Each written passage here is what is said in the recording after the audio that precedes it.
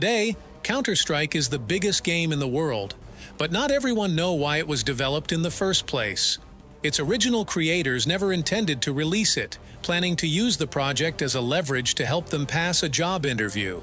Little did they know that their clunky, ugly project will soon revolutionize the entire industry. I am the games guru, and I am excited to tell you this story. Let's get going. In 1996, a computer science student at Simon Fraser University Min Lei, also known as Gooseman, has laid his hands on ID Software's first Quake. The game fascinated Lei, inspiring him to venture into game development himself. So, when id Software released software development kit for Quake, Lei wasted no time and started his first mod, Navy SEALs. The mod featured a single-player campaign that transported players from the gloomy corridors of the original Quake to a contemporary battlefield against terrorism, and served as a spiritual predecessor for Counter-Strike. Although Navy SEALs wasn't a commercial success, it still gained considerable popularity, which allowed Min Lei to join forces with other modders to establish the A-Team studio. Although Min wasn't the most skilled developer in the team, he surely was the one with the ideas, and under his design, the team decided to recreate Lei's Navy SEALs as a multiplayer mod for Quake 2. Action Quake was a massive success and even received recognition from ID Software. As of today, a standalone version of Action Quake 2 is available for free on Steam. Regrettably, Action Quake happened to be the only project of the A-Team, as all the developers had different vision for future games. As a result, Min Lei collaborated with Jess Cliff, the studio's webmaster, and Marcelo DeLay, studio's level designer, to establish the original Counter-Strike team. In January 1999, Min started his last semester at university and wanted to do something in game development to help give him better job prospects. The team decided to use Half-Life as a platform for their new game and utilize Valve's new Gold Source engine, a modified version of ID Tech 2, which was used both in Navy SEALs and Action Quake. The team's familiarity with the development tools accelerated their progress, but also introduced unexpected challenges and glitches, such as the bunny hop, which was notably hard to fix. Despite these obstacles, Min was motivated to invest more time and energy into the game's development rather than into his homework. Finally, in June 1999, the first beta version of Counter-Strike was finished and launched on its own dedicated website. The mod quickly became popular, as Jesse Cliff managed to pull an outstanding advertising campaign, using only studio's extremely limited resources. The first beta version of Counter-Strike offered a modest selection of 9 weapons, 4 maps, and a single hostage rescue scenario for gameplay. And while the whole idea for the game wasn't yet fully developed, the team had plenty of constructive feedback to consider. With each new beta, Counter-Strike was attracting more players. The game's popularity dramatically surged following the release of Beta 5.0, which introduced the bomb defusal scenario. Impressed by the mod's immense popularity, Valve approached the team with a proposal to acquire Counter-Strike and all its intellectual property. Jesse Cliff and Marcelo DeLay were all up for it, but the final decision rested with Gooseman, as he was the copyright holder. On one side, Min was aware of his game's vast potential, but on the other side, he was uncertain whether he could realize it independently. After all, he just completed his bachelor's degree in computer science and needed to secure his livelihood. Although he was earning some revenue from ads on the Counter-Strike's website, it was barely enough to cover pizza expenses. But Valve, sensing Min's hesitation, decided to sweeten the deal by offering employment at the company along with a one-time payment. With no reason to refuse, Gooseman accepted the offer, and the deal was finalized in March 2000. The exact amount Valve paid for the rights to Counter-Strike remains undisclosed, but estimates suggest it was around $200,000. For reasons unknown, Marcelo DeLay, the third developer of Counter-Strike, chose to break up with Team and instead went on pursuing his own aspirations. Meanwhile, Min and Cliff relocated to Bellevue, Washington in preparation for their first day at Valve. The studio began to enrich the game's content, introducing more weapons, maps, the new VIP mod, and even a rudimentary storyline. At this point, Counter-Strike had already gained significant popularity and had its own community-driven esports league, prompting Valve to steer the game towards the competitive scene. However, balancing the gameplay was a formidable challenge, as there were no comparable games to Counter-Strike that could serve as a reference. After 6 months of intense development, Counter-Strike was officially released. The Windows retail version of the game launched in November 2000 and was met with severe criticism.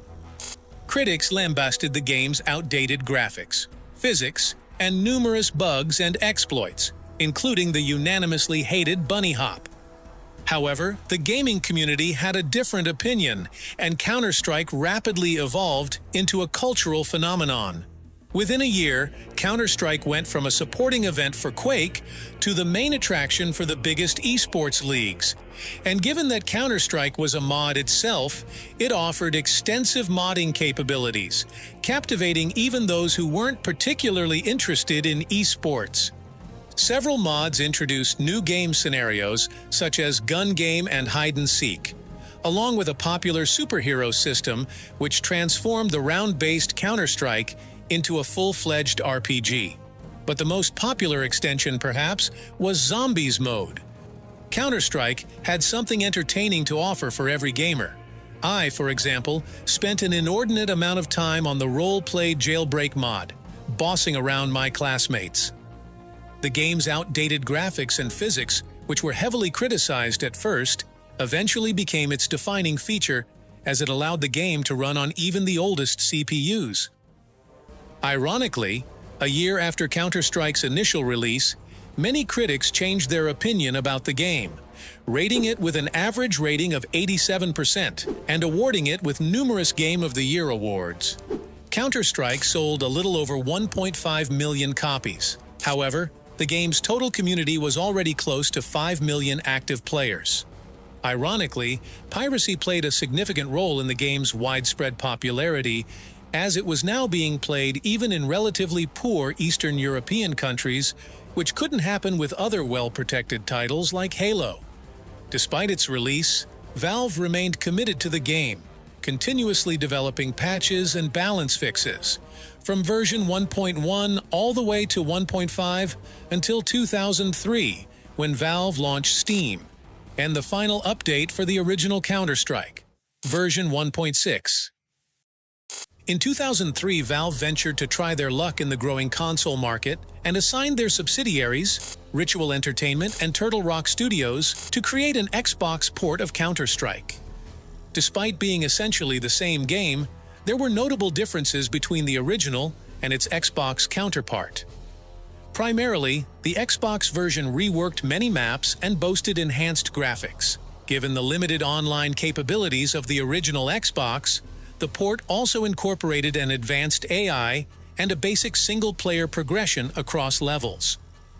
The only update to the game, released in December of 2003, unlocked maps Inferno and Office, which, however, were present in the files of the game since the very release. The Xbox port of Counter-Strike received a modest rating of 74%, yet its sales slightly surpassed those of the original Windows game. Another noteworthy version of the original Counter-Strike is its Japanese adaptation, Counter-Strike Neo. It was launched by Namco under the guidance of Valve and was exclusively available on gaming arcades. The port had to underwent a significant redesign, transforming the maps and characters into a futuristic anime style, which contrasted with the unchanged weapons arsenal. Since Japanese government disapproved any mentions of terrorism in their media, the opposing teams were reimagined as the fictional elite forces, which was a main reason why Neo had to be developed in the first place.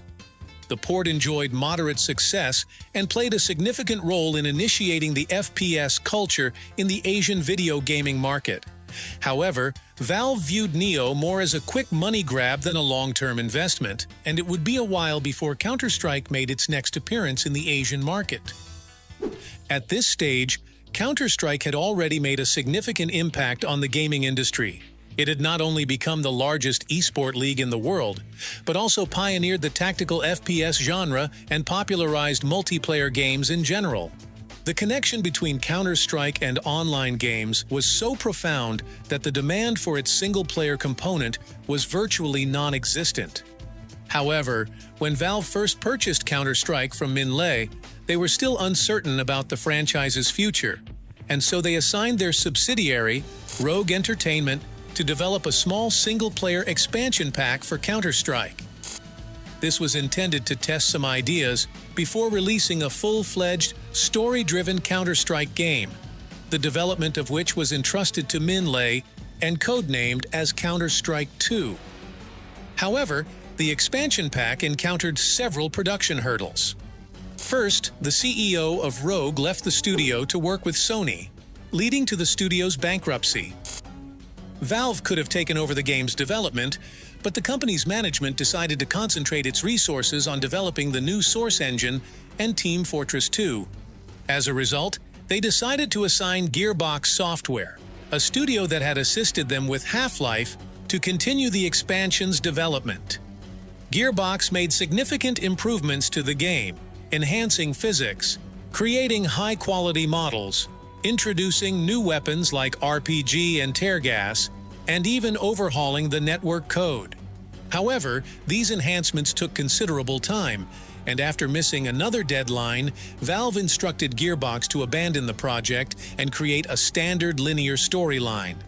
Following a brief disagreement, Gearbox decided to walk away from the game in 2002 and concentrate on their own projects, severing ties with Valve. At this point, Valve had no resources nor the desire to complete the expansion pack, and the project was shelved for a while. Eventually, it was given over to Ritual Entertainment, who completely revamped the game into a single-player format with 20 unrelated missions, and titled it Condition Zero. The game was scheduled for release in early 2003, with a secondary multiplayer mode developed by Turtle Rock Studios, and was to be released alongside the Xbox version of the original Counter-Strike. However, after test screenings, Valve discovered that the game's average rating from the test audience was around 60%, which was deemed unacceptable. The project was recalled, and work on Condition Zero essentially started over. Ritual was let go, and all work was now handled solely by Turtle Rock Studios, who were tasked with developing a standard Tour of Duty-style single-player campaign, which failed to impress anyone.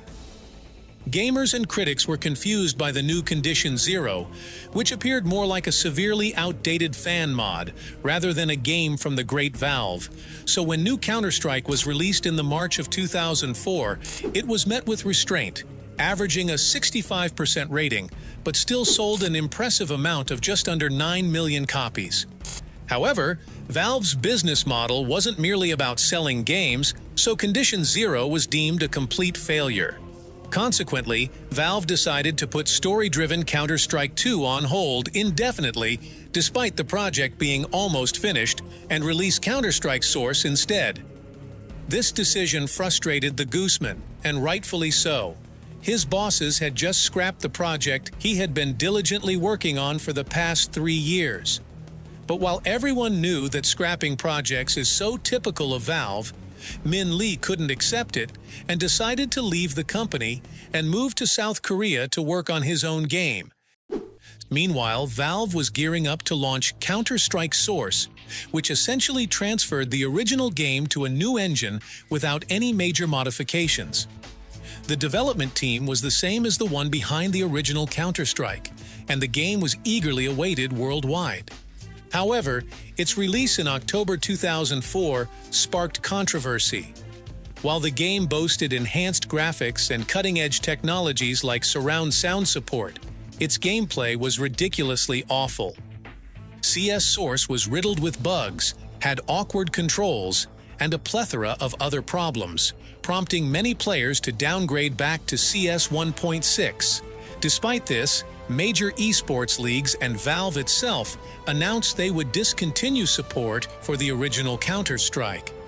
This decision became a stumbling block for the franchise, splitting the community between those who wanted to keep up with trends and those who wanted to continue playing their favorite game. Fortunately, Valve didn't abandon their game and continued to make improvements until Counter-Strike Source finally became playable at version v34. While this might seem normal today, back in 2005, waiting for 34 updates to finally receive a game you had paid for over a year ago was simply unacceptable, and the community remained divided. However, the extensive modding capabilities of the new Source engine were the only thing somewhat bolstering the game's popularity, enabling Valve to sell just under 16 million copies. In 2012, Counter-Strike Source received a significant update that fixed many old bugs and gameplay balancing. The problem is, it was released just a week after the announcement of the new Counter-Strike game, Global Offensive. So regardless of how impressive Counter-Strike Source had become by that point, most gamers simply didn't care, as they decided to wait just a bit longer to hop into the new generation of their beloved franchise, which promised to reunite the community and restore Counter-Strike to its former glory. However, the launch of Global Offensive wasn't that smooth either, but it ultimately achieved its goal and made Counter-Strike the biggest game in the world. But that's a story for another video. Unlike Valve, I won't make you wait an eternity for a sequel, so subscribe to the channel to be the first to see it. In the meantime, why not head to the comments section and share your fondest memories of Counter-Strike? You'll find mine there too. And check this video. YouTube algorithm thinks you might like it. I am the Games Guru, sending love to all, and see you in the next video. Bye-bye.